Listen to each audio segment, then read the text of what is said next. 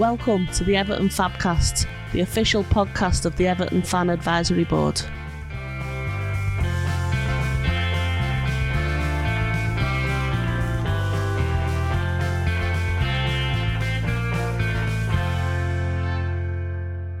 Okay, so hello, Giulia, and welcome to the FABCast. Thank you very much. A very good evening as we're talking right now. I've been at Goodison today, actually, and I've been in the rain all day, so do excuse the state of me. But no, it's lovely to talk to you. yeah, I've done my hair especially, so you're fine. I can Don't see. worry about that. Yeah. So Gone for the Sean Dyche look. yeah, that's right. So I think it sort of says something that you and I have been talking about doing this for months, and yet we've had to wait till the end of the season until both of us are not busy enough to be able to spend some time chatting. So yeah, it's been quite a season, hasn't it?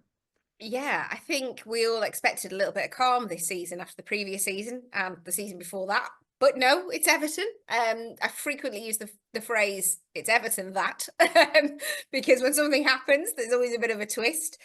And yeah, do you know what? The nicest part of the season, though, was to finish, wasn't it, with a couple of games to spare and go to Goodison in the sunshine against Sheffield United and be there and not really have that pressure of trying to check your phone, see what everyone else is doing, working tables out, just thinking, just enjoy this, because I think for so long it's been enduring games as opposed to enjoying the Everton and Goodison experience. And I think with Goodison coming to an end soon, it's nice that it got a day in the sunshine where nobody was terrified. So yeah. But it's been everything, hasn't it? Everything and more. A lot of firsts, a lot of Everton firsts, but not Everton firsts that anybody wanted. So that's been frustrating.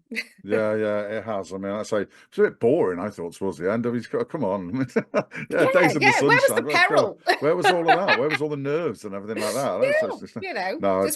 Just kind of went out with a whimper, didn't it? Take that over. I said to a few of the people at Finnish Farm, I was like, do you remember this time last year? And we all said, you know what, we'll take this. And I will definitely take not having to watch Luton and Burnley games. Thanks very much. I don't really want to be doing all of that checking up and everything like that. That's fine, thanks. So we've been busy, all of us, right the way through. Let's jump back a little bit though to the podcast, because I do want to talk to you about the podcast, because it's a great piece of work, and Alex and I, my son, listened to it on the way back from Arsenal last week again, because I knew that we were going to be having a chat about things and that, and it just, there's little bits that you find in it on second, third listenings and stuff like that as well. So now that the dust has settled around it a little bit and that lot, I'm assuming you've still got that same pride over it all. Oh, do you know what? I think even more so now, because I think putting it together in such secrecy and working on it until because there was no promo for it either. It just went onto sounds on the morning of the 12th of October at 6 a.m. And I knew that there was a tiny amount of people that knew it was about to land on the sounds page. And yeah, I had no idea how anyone, first of all, was going to react to the fact that I was in there and nobody knew. I didn't know. I hoped that I'd asked everything that we all wanted to know at the time, but it was too late by that point, because you just had one chance to get it all. It was so chaotic as well in there, and then getting it over the line, getting it out. It was a huge thing. It was obviously BBC Studios made it. I was the one that was put inside Finch Farm. It was everything and more. It's the hardest thing. I've said this to people. It's the hardest thing I've ever worked on. It's the most stressful thing I've ever worked on. And with these things, although it's sort of live action and we're telling a story, it's a documentary style. We sort of had a rough idea of where we wanted it to go, and not thinking that a manager would get sacked partway through. Well, pretty soon into it actually, and then there would be all the issues off the field. Not to mention a relegation battle that came down to the final game, the second half, 33 minutes plus 10 additional minutes off the worst case scenario happening. I still can't say the R word. The worst case scenario, I call it. So it meant we didn't know how it was going to finish. And then obviously I was back in the summer, tying up some loose ends, shall we say, which you hear in it. It was I was told, I mean, I'd never done one of these before, so I was told it was an unusual situation where you don't really know how it's all going to work out. And I had that additional stress on the final day against Bournemouth, where I had all my recording kit in my bag sneakily that nobody else knew about. Yeah. So I not only had the stress of the game and the stress of the result, and like everybody else did, but on top of it, in the back of my head, I was thinking, I've got to go and speak to the manager after this. I've got to go in the tunnel. And I don't know what I'm going to face and how difficult is that going to be. And yeah, so there was a lot of things going on in my head, which I've posted a picture now of me sat on a bucket. Yeah, I saw that. Yeah. I look awful. And that's how I interviewed them. The most unprofessional I've ever looked to interview a football manager ever. I was covered in dirt and scratches and just looked a complete mess. And that's how Sean Dyche found me sat on that bucket. But yeah, that aside, it's the most incredible thing I've ever done. Would I go back and do it again? Yeah. Of course you would. You're a journalist. Of course you would. Because I'm an idiot. No, So no, yes, mate, I mean, you've got to look at the reaction to it and everything like that. I mean, that's you've got to have pride in that, and it's the same as anything that your body makes you forget all the stress and the pain and everything that you actually went through. And if you were to do it again, then halfway through again, you'd be thinking, "Why am I doing this again?" But sitting here now, surely, you must think. I don't know if you would ever get, I hope not, I don't know if we'd ever get that level of, because it was every few days there was a headline around Everton. And even while this season has had some shocking moments, 2 PSR charges and points deductions and things, it's not, I know there's been a lot going on, but it's not felt, if you look back to sort of the period from where it restarted after the World Cup break to the end of the season is only quite a small part of the season. It's half the season. And so much happened, you forget. And then you listen back to the podcast and you think, my God, that was happening. A board releasing statements, 3 hours before a game and that they can't come to the games. And then, fans are trying to rally the troops to get everybody over the line again, whilst highlighting issues at the club. And then, you've got a situation at the end of the season, which we then reported on, that, the board have then left and there's an interim CEO, which I don't think anyone thought Colin Chong would still be there now. No one certainly did when I went in to speak to him at the start of this season. That's where the podcast series ends, at the start of this season. So, yeah, I don't think you would ever get a season and a series again covering that amount of stuff, plus the catalogue of injuries, your captain gets injured as well, all that type of stuff. So I don't know if that would ever happen. And I'm actually now, despite the fact I was very bruised and battered at the time being in there, making it. And there was quite a few moments where I had a little bit of a cry in a dugout at Finch Farm. Or I said, my mum knew I was in there. And the amount of times I said to my mum, I thought, I've made a massive mistake here. I don't know if I can do this. I don't know if I can pull it off. I don't know if I can make it sound good. And I don't know what's going to happen next. I don't think this season has had that level of sort of twists and turns and continuous headlines, negativity around the club. But yeah, I'm so proud of it that it landed well. Everybody loved it. People, as you say, like yourself, have listened 2, 3, 4 times. I've had messages from Australia, Florida, Japan, you name it. People have been in touch and everyone has been so kind about it. I've had messages from Man United fans, Liverpool fans, Nottingham Forest fans, Norwich fans, that they've all listened to it as well, because they just said it's not often we get the TV series, and we've seen it with Man City and Arsenal and the Burnley one where they went up and won the championship last season. It's often when things are going really well. I know there's the Sunderland Till I Die one, but again, I don't think there's that level of it just felt catastrophic for so long, and yeah, everything happened, didn't it, in a short space of time. So I'm just really proud of it. Yeah, really proud. Really pleased everyone loves it, and thank you if you've listened. Yeah, I just thank you so much. I'm forever grateful to every single person that's clicked on it. So thank you. Yeah. So as you say, it is a little bit different to things, because I've done like band interviews. I used to work at a festival interviewing bands and stuff like that. So in that scenario, you're sort of, they know that you're the interviewer. They know that they have to do press. They know they have to do all that. With you, though, you're sort of impinging on their daily lives, and they know that after a match they have to do a press conference. They know that after a thing. But when you're there all the time, did you have that sort of level of I don't really want to? I've got to pick your moments as to how and when you actually interact with them all. Yeah, that is awkward, especially when it's not. I was going to say, especially when it's not going well. It didn't go well for the majority of it when I was in there, so I think that did make it hard. And I'm quite a sensitive character as well, so I found that quite difficult. I wouldn't say I'm somebody who enjoys that side of journalism. That's, you know, I feel I have a real human empathy, and I think because, you know, you get to know people and you can see it. And the last couple of weeks of Frank's tenure, it was horrible to watch, and I felt very consumed by it just watching it. So yeah, it is awkward. It was only sort of 48 hours after Frank was sacked, and you know, quite often there were very different style interviews to what I've done before. As you say, press conferences, everyone sits in rows and fires question at a manager, or you know, sometimes a player might occasionally do one. Even post-match, they're very like a scrum and all that type of stuff. And even the ones that are set up because they're contractually obliged. So if it's Sky or TNT have got the commentary, then part of the deal is they get a sit down with a player. So even that's quite planned. It's quite, they know they're doing it. A lot of times when I sat down with people, we weren't in the media area. We were well away. We were in areas where normally a journalist wouldn't go. We would be having a cup of tea.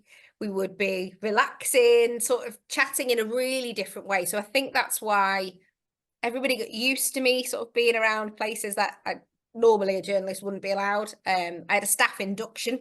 That's how much I was ingrained. So people say, oh, you know, were you really in there, or were you just sort of in the media bit?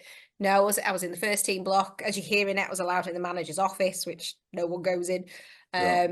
So yeah, and I think because you have sort of conversations that aren't recorded just sort of day to day while you're in there, like you would with work colleagues, and you're obviously talking about the situation and you're seeing it unfold on the TVs, which is really weird when you're watching the headlines around Everton of people reporting on what's going on inside Finch Farm, but you're inside Finch Farm and you know it's not quite what they're saying, and it's a really weird thing. And I kind of cherish those times as well, because I'll never get to do that again. And there's conversations I had with players and we were watching the TV going, well, is that right? What's going on? You are sort of backstage, aren't you? You're almost so in the canteen, I could eat in there. I mean, delicious food. I miss the food to this day. Food is amazing at Finch Farm. Yeah, you know, so I'd sit down, you hear Sean Dyche is eating his chicken wings while he's chatting to me. So yeah, I think that kind of made it different. And because it was such a long project, they really took me in. They really did look after. I was kind of in there almost on my own. Sometimes another one of the producers would come in and do a little bit of the stuff, but you know, pretty much it was just me every day. So yeah, they looked after me, and I think that's probably why they're. And I think as well, if you sat down and asked players now, or even at the end of the season, what it was like when Frank Lampard was sacked, it's different, isn't it? Like if we talk about last season now, some of the emotion goes naturally as time goes on. Like if we talk about the Bournemouth game now, we would say how stressful it was and everyone was terrified and, you know, it was awful. But you still don't kind of talk about it. I think when it's happening, you speak very from a raw place of emotions. So that's what was really nice. And there was that sort of week where there was no manager, there was no game because we were already out the FA Cup. And yeah, so to get sort of Seamus Coleman's raw reaction to it, which I think is why he's so emotional and so honest about it, and I don't think you would get that again. And then also I spoke with him after, you know, he got injured at Leicester. I've heard him since be interviewed about it, and he didn't say it the same way because it's not that same raw emotion, and I think that's what I mean. So it was a lot of pressure, and I felt the pressure to get it right, because I wasn't going to record with him 4 or 5 times that week because there's no time to do it. So yeah, you get one chance, but I think that's what it is. So yeah, they got used to me, I think, as well, seeing me in there and seeing me in training, getting like dodging balls, and yeah, the amount of times I got hit by a ball. So So, and as you say, I mean, the other thing as well that I picked, well, Alex picked up in it actually, because Alex is also a sports journalist, just starting off on that as well.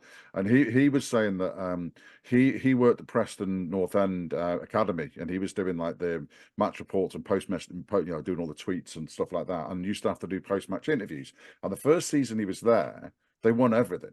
They won every game, and they won the league and the cup and everything. That was easy. And in the second year, it dipped a little bit, and he was like, "It's so hard to get stuff out of them when they're down." Now, you would have had a complete down period. There were very few ups in that sort of period. So again, getting people to talk and express their emotions, that rawness is key to it, isn't it? It is, yeah. And I was quite aware as well. I felt a responsibility to the players, because they were feeling it, and it upsets me a bit when people say players don't care. You know, they'll just go on. If the worst happens, then they'll just go and get another club. I can assure you, everybody in there cares. You know, there is a huge handful of people that care. None of us were sleeping. Yeah. We'd all walk in looking quite haunted. And yeah, I did feel it got easier, I think, because as I became used to it and they became used to it. Well, you're all in it together. Yeah, and it was trench like warfare. that. And I think I say it in the series, I don't think it's sort of giving any sort of secrets away, to say, you know, there were times where Seamus would say to me, we're going to be all right, aren't we? And I go, yeah, we're going to be fine. And I think, exactly, yeah. And then another day I'd go to him, we're going to be okay, aren't we? Like, yeah, we're fine. And we've laughed about that. That's where you have to be in those situations. Yeah, I remember I was reasonably calm for the Bournemouth game, funnily enough. And Alex, you must have been the only one. No, I was, and the reason I was, you know, everyone was saying, what if Leicester do this? What if Leicester? And I was like, no, just win. That's it. Just win. That's all we got to. Don't be concentrating on what ifs. If we just concentrate on us winning this game and all of our I'm a big believer in positivity and positive energy. Let's just concentrate on us winning this game. If we win, even at half time when I think Leicester were winning, it was like, doesn't matter. I think half time we were down, weren't we? If I remember rightly. Yes, yeah. Do you know what? Somebody shared that on Twitter. I don't know why somebody shared that on Twitter the other day, but it was the table at half time and we were down. I think partly, I think I was mistaken as to what I think I'd overheard the score and I hadn't really twigged to that. But even then, I still had just win in my head. So it wasn't, you know. And I put that very much down to Sean Dyche. I think he changed certainly how it was in Finch Farm, definitely. Yeah. And I think now the outside has got to grips with that. But I think the players were getting to grips with it at the end of last season, where he was like, you know, we just focus on what we're doing. We don't worry about anything else. Exactly. We don't listen to anything else. And I think it's a credit that started to get into the players' minds. It's certainly in players' minds now. Yeah. Which I think is why, you know, it ended up a relatively calm end to the season. And I think the fan base has got on board with that, as you say, positivity and that sort of feeling of don't panic. We do what we do. We all and a bit like on a match day, the fans know we do what we do. We go in there, get behind them, make a load of noise, make it really difficult for the opposition to settle because it's so rowdy, and then the players know that they've just got to stay calm. They've worked on it, and I think that was definitely coming into play at the end of last season, because I could see it in there and how it felt differently. Because people say, "Oh, was the worst bit the last couple of weeks and that last week?" I say, actually, it wasn't. It was hard, don't get me wrong, it was quite stressful for the obvious reason, but actually the hardest bit was January. The hardest bit was January, because I don't think, you know, with the greatest respect to Frank, he was a rookie manager at the end of the day. I know he'd had a tricky time at Derby, so he kind of had some experience when, you know, the club is not necessarily operating as it should. Chelsea, I think it is completely, you know, unique situation at Chelsea in a way, because as we've just seen in the last 24 hours, they go through managers relatively quickly. It wasn't for the want of trying with Frank. No, clearly. He was trying. I just think the level of pressure, and actually it hadn't got as bad as it did when he was still there. No. I think that's what it was. He couldn't get himself out of this, you know, as Sean Dyche is just a genius at taking the emotion out of it. And I think he got so absorbed with the emotion, and then that rolls into the players and it rolls into the fans, and it felt more stressful, I would say, in Finch Farm in the January, weirdly, than it did in May and in the last sort of 10 days to a week. Well, I always say that it was hard. It was hard that January. I don't think I've ever worked in anything like that, and I've never experienced anything like that. It's really hard for me to put into words what it felt like in that January. Yeah, I was gutted it didn't work out for Frank Lampard, because he really did seem like a nice fella, and I'm sure you'll say the same. I think that what my thoughts were that I actually thought that his team around him sort of got away with it a little bit. It was all on him, and one of the reasons that I defended him so much and thought that he would be okay despite being a rookie manager is he had so much experience around him. He brought in, obviously, he had Joe alongside him, who was his, a younger sort of coach, and then you had Ashley Cole for the defensive side of things. You had Paul Clement, who's got vastly experience, worked with Carlo Ancelotti and all of that. So I thought that it should have been all of them as a team really that were doing it, but Frank seemed to get the whole brunt of all of it. Yeah, I think possibly because of who he is. I remember Frank as, a Chelsea player lifting the Premier League trophy, playing in World Cups in an England shirt, and scoring goals on a world stage. And I just think maybe he was that famous a player, that much of an icon, that I think, yes, he probably did get a lot of the focus. And I think you're right there. I think he did. Joe Edwards, a lovely guy, a really lovely guy. And again, but relatively, I think at that level in experience, so he'd been part of the Chelsea Academy setup, hadn't he, and done pretty well there. Yeah. And Ashley Cole, again, somebody who, it clearly hasn't come easy, his career, because he's worked hard for it, but he's exceptionally talented as a player.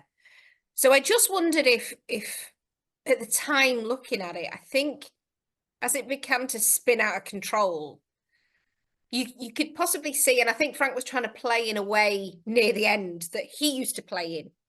And the players couldn't do that, and it wasn't coming across. And so I think that's probably why Frank got a lot of I think the spotlight for it.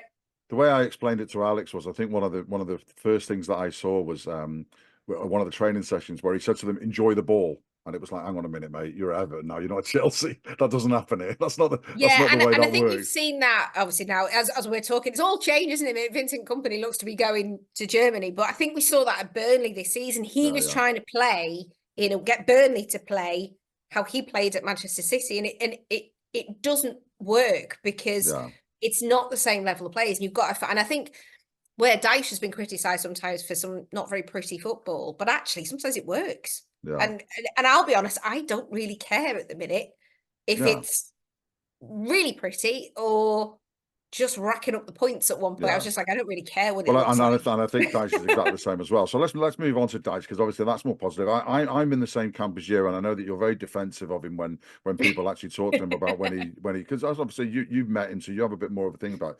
I've got a theory, and I will stick with this, and it's based on your podcast. So I would like your opinion on this, right? And although Dyche is a professional, and I know that he is, he's got vastly experience, right? I think the Ian Woan factor, the fact that his best mate, and they are clearly, you can tell from the podcast, really close, flatmates and all of that, the fact that his best mate is an Evertonian just adds a little bit to it, the percentage-wise. He doesn't want to let his mate down as much as anything else. I don't think he wants to let his mate down. What do you think to my theory? Yeah, I think there's something in that. They are exceptionally close. And that was one of my most favourite afternoons in there, where I got to spend an entire afternoon with Sean Dyche and Ian Woan together and just hear their stories. I mean, you don't even get to hear it all in the podcast because there's so much stuff we recorded. And because stories just kept happening and we had to keep recording different things, there's tons of stuff that never ever got released. Yeah. But that was a whole afternoon just listening to them reminisce about their friendship, how they met. And they're so close. And I think there is that element there of, I mean, Ian Woan says in the podcast, this is his dream job. And he kept ringing up the gaffer saying, it's on Sky. Is it happening? Exactly. And that's it. And I thought that insight was fantastic as well. Because, we all sit there glued to the TV in these situations. And yet the people involved in it were like, anything. We will watch it on the TV as well. I think there is that. And I think that level of they've got it nailed how they can do it, that they can have a working relationship where there is a hierarchy quite clearly. And I asked them about that. But when they're out of work, they're mates. Yeah. And I think that takes genuine people to be able to do that and not have sort of any egos about it.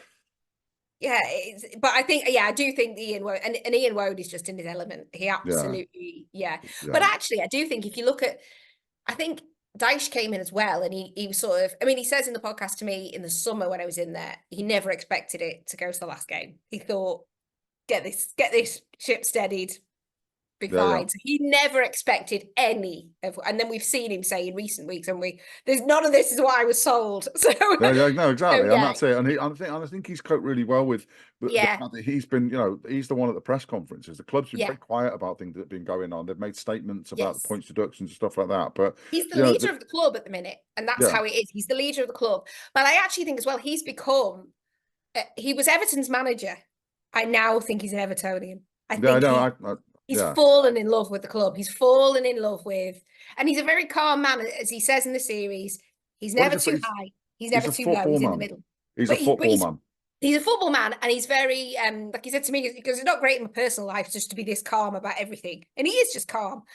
But I think he has fallen in love with it. He's got the bug. He I know he's said privately, like some of the reactions at Goodison, sort of that special week as well, where it was Forest and stuff, and he's never seen anything like all that, and he loves it, and I think he's got into Tracky Dyche. It's giving him an Everton purpose. That's him at Everton now. Tracky Dyche is the thing, and that's it. I think he's loving it. I think it's impossible to fairly judge anyone given everything that he's had thrown at in this season. You've got to at least give him a chance when things have leveled out a little bit. You've got to. It's unfair to expect someone to perform and to actually get. You've got to take everything into account. Getting points taken off you, and injuries to Dukes at the wrong time. Lots of things outside of his control that he had to cope with this season, and he's done it admirably, I think. Yeah, and a lot of people say, but the 14-game run without a win. For me, you cannot separate a 10-point deduction. No.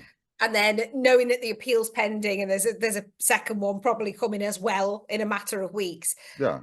I always say to people, how did you feel as an Everton fan in that point? And everybody was angry and upset and confused and fed up and thinking we cannot take any more of this, and that's genuinely how everybody felt. So I always say, well, think how those players felt. We've all worked in places that are going through tricky times, and it impacts everybody in there. Your productivity is not there, and you're worrying about things. And I know a lot of those players because I got to know them really well, and I've spoken to some of them. I keep in touch with, and I've spoken to them when I go back in Finch Farm, and I know it was hard for them. They were absolutely gutted. They all went on an international break, either went off with their countries or got a little break with the families, and thought this is the first time in sort of 2 and a bit years we can just have an actual relax. And then they'll get a text message saying back in the relegation zone, and it's not their fault. So I don't think that 14-game run without a win would have happened without. No. And that's the thing. I saw it. You saw it with people saying, "How could he be manager of the year when he had that 14-game run in the middle of it?" But how can he be manager of the month when he had a 6-0 defeat in the middle of it? Same thing, isn't it? No one's including that. You have a blip. You have a blip. Yeah, and also it's the way I saw a really good tweet. Well, it wasn't a good tweet at the time, but I keep thinking of it now. And somebody said after the Chelsea game on Twitter, "Better managers than Sean Dyche haven't got a team out of a tailspin like this." Yeah. Well, he got Everton out of a tailspin, and massively. I think actually that week was incredible. And also I loved his honesty in the press conference ahead of the Forest game, and he knew that was going to be a tricky press conference because he knew what people were thinking, and he knew he was going to get some tough questions. But I liked the way he said everyone wants honesty, everybody wants the truth here. So I'll say the truth. We've had a load of meetings, and today we've drawn the line under it. But I've looked at what I can do better. What maybe I've done that hasn't worked. There's no arrogance about him. No, there isn't at all. There's a confidence, but there's not an arrogance. And for him to then sort of reflect for a few days himself, and I know everyone laughs about the trackie now. He changed the trackie, but there was a lot more he did than change the tracksuit in there. Yeah. And he hasn't lost the dressing room. No, I know some of the senior players that can remember, especially Seamus, obviously, was there when Moyes was there.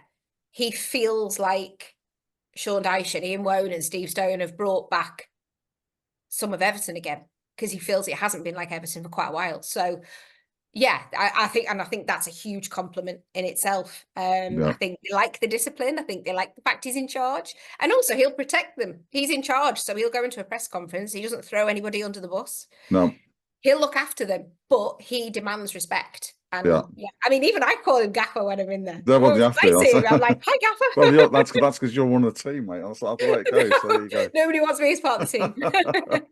Cool.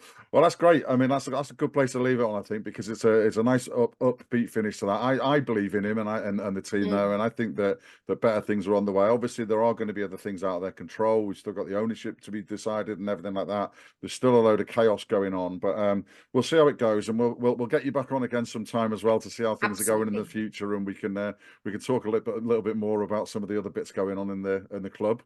But yeah, enjoy your summer break-ish. Not really. I've got a funny feeling I'm not going to get much summer, but I'm going to same enjoy with the Fabs, maybe a few it's the same days. with the Fab. Everyone thinks, oh, that's it over. No, it doesn't quite work like that. But everyone says to me, oh, have you got like 2 months off now? I wish. No, I haven't. And I've got a funny feeling we all might be quite busy again. Yeah, they probably will be. Well, hopefully we'll find some time to squeeze another one of these in. So thanks for taking the time, Giulia, and we'll speak to you again sometime.